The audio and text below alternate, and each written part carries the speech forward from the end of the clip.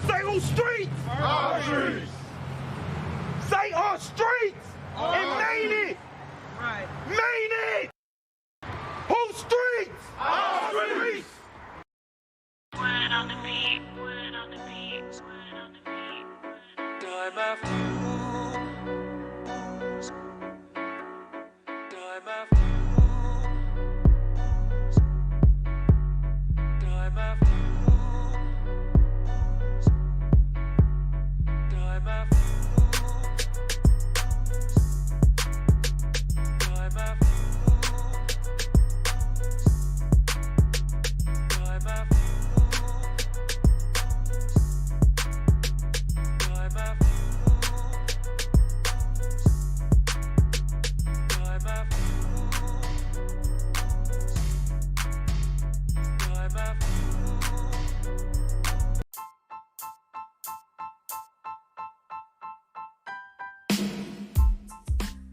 What up? It's your boy Bazz, and we got a couple free gifts that we want to give away to our listeners today. If you are a music artist, a business owner, a social media influence, man, are you a public figure in the community, an activist or organizer, man, we have 2 links in the description below available for you to submit either A, your music, or B, your story, your content. Your music will go on ENDS Music, and your content, your voice will also go on ENDS Media Magazine.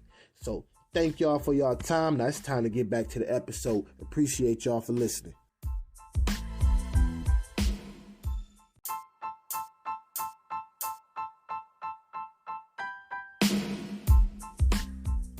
What up? It's your boy Bazz, and y'all tuned in to another episode of ENDS Podcast.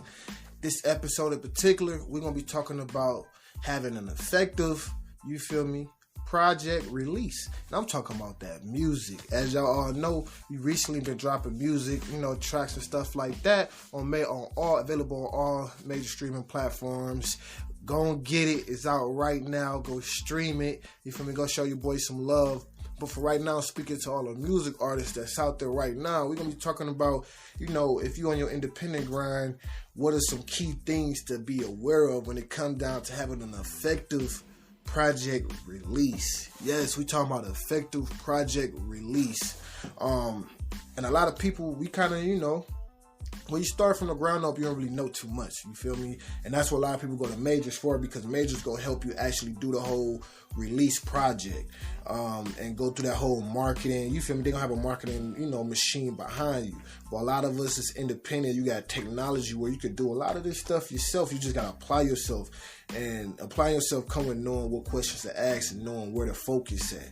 So I'm going to just go down probably my top 3 or 4 things that I feel like every artist should focus on, especially if you're trying to have an effective product release. When I say product release, I mean song release, a single release. Let me say product, single release. But you can also look at this in different aspects of business. No matter what type of product you're trying to launch, you got to think about what's that launching strategy I got. And 3 things to think about.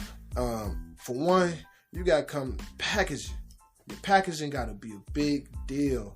Especially because now it's going to be something that you're going to be branding, you're going to be promoting on social media. You feel me? It might become your profile picture. So when it come down to it, and since we talking about singles, music, albums, that's your cover art. You feel me? And a lot of times what can delay the release of your music is these distribution companies. They want an image that fit. Your image got to fit a certain requirement. You feel me? As far as size, but also the content that's on there. You feel me? So if that is out of whack, and a lot of these platforms, for example, repost by SoundCloud. I always say SoundCloud repost. Repost by SoundCloud, which is a distribution company by SoundCloud. They got a 3 to 4 day review process when it come down to you submitting your music, right? If your album cover art or anything is thrown off, for sometimes they won't even let you submit it. You feel me? It won't even let you submit your cover art. But that's one of the main things, though. If it's thrown off, you can't even submit the music. You feel me? And that's gonna delay the project. And then also, what you gotta think about too this single art is what you're going to be sharing. Like I said before, you're going to be sharing this on social media.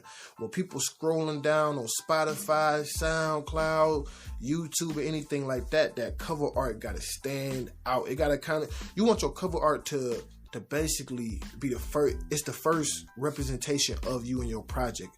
You feel me? That's going to help people kind of determine if this shit is some bullshit or if it's worth listening to. If you think about it, some of the dopest cover arts you've seen so far. I mean, Future has some of the best when it went down, when it came down. I mean, when it came down to his mixtapes and stuff like that, when you think about Beast Mode, man, crazy cover art.